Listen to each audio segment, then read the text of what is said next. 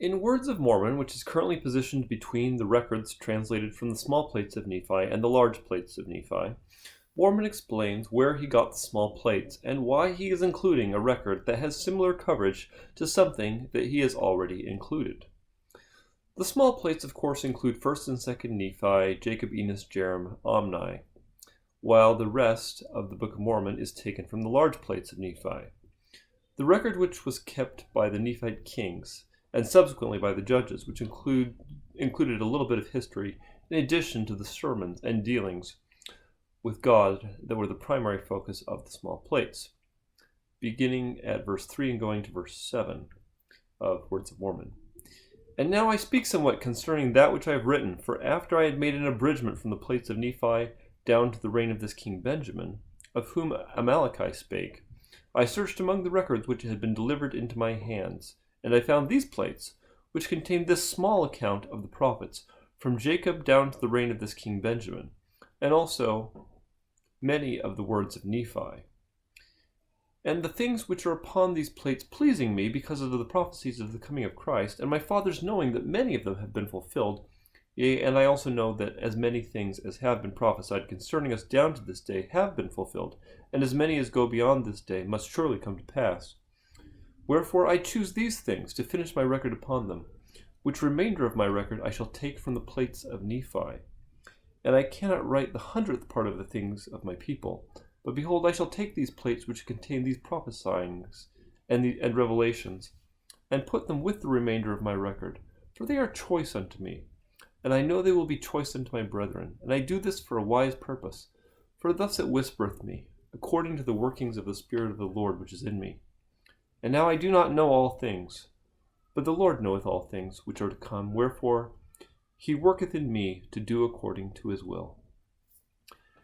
Now many of the readers of the Book of Mormon who are paying attention will notice that we don't have a redundant account of Lehi, Nephi, and company down to the early reign of King Benjamin, which is where the large plates account that we have picks up. This is because, although it was translated, it was lost before being published when Martin Harris, after covenanting with the Lord about how he would treat and protect the manuscript and what he would and would not do with it, violated his covenant and lost the manuscript. Now, for those curious about these things, Don Bradley has a book out looking at what we can learn about the contents of the lost 116 pages from historical sources and from parts of the Book of Mormon text that allude to those events. But it is important to realize that there is a real void there, that if Martin Harris had not lost the manuscript, we would have knowledge and teaching that we are presently denied through that mistake. Now, clearly the Lord knew that this could happen and prepared for that eventuality because he didn't want the Book of Mormon to totally lack a beginning. But occasionally one hears someone argue that we are perhaps better off without the part that we lost. And I think this is a big mistake. My brief reply to this line of thinking is that this is the Church of Jesus Christ, not the Church of Pangloss. One adopts a Panglossian worldview when, upon confronting tragedy or loss,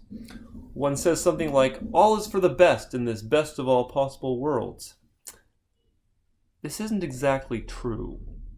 Now, Jesus Christ is able to make every hard thing we experience and confront in this life instructive for our growth and progress if we turn to him in faith. Part of the description of the mission of the Messiah given in Isaiah 61:3 says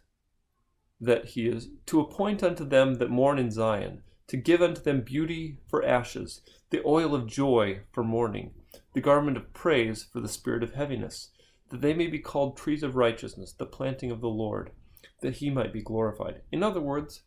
he takes our disasters of a life and makes them fruitful in ways that we can hardly imagine.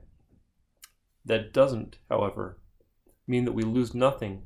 when we make the wrong choices and violate our covenants. I find Martin Harris's case instructive.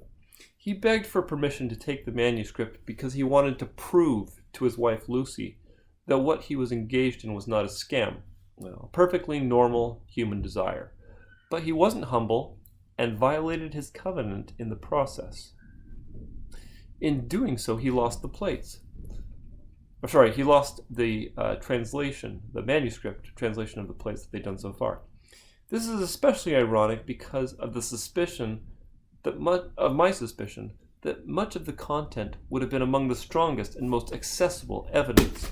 for the ancient origin of the book.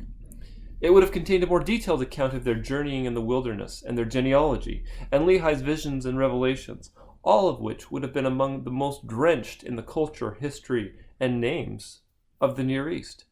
This is in fact where we see some of the strongest evidences linking the Book of Mormon accounts that we have to the ancient world. For example, the locations of Nachum, Bountiful, and their distances and the directions of travel that the Lehi party took in order to get to each of these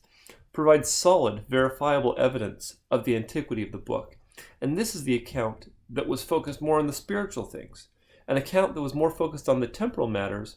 would likely have been far richer in the kinds of details that would have vindicated Martin Harris. But because he was not humble enough to keep his covenant, that kind of vindication escaped him within his lifetime, and no one will fully know the things he saw in the manuscript that he found so compelling and so convincing. Nevertheless, good seems to have come from it because the Lord can turn disasters into opportunities, and Martin did later humble himself and become one of the 3 witnesses, and provided initial funding for the printing of the Book of Mormon, which has ensured him, despite his initial error, an honored place in the saga of the Restoration.